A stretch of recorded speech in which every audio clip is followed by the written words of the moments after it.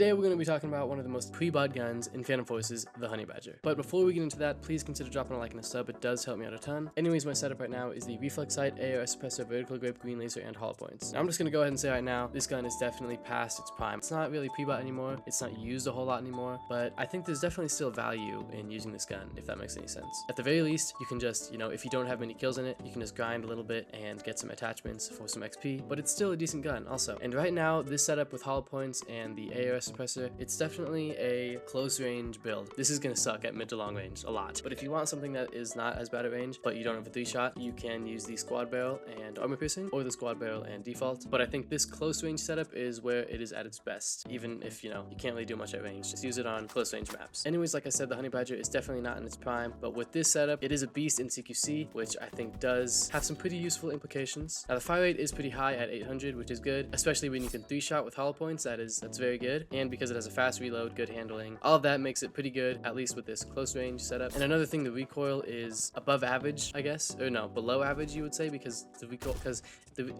it's higher than average, I think is what you should say. It's got a little more recoil than average is what I'll say. It's not that bad, especially because you're gonna use this gun in CQC mostly, but it can get a little annoying at mid-range when you're not at your full damage, but you can still get kills. So like I said, I feel like I might be repeating myself a lot, but it's definitely still got its place in the game. Maybe someday it'll make a big comeback. Not today, unfortunately, but I think if you want a kind of faster, smaller, not as good M16 variant, then the Honey Badger might be for you. Anyways, that is all I got for this video. Thank you so much for watching. If you enjoyed, please consider dropping a like and a sub, and until next time.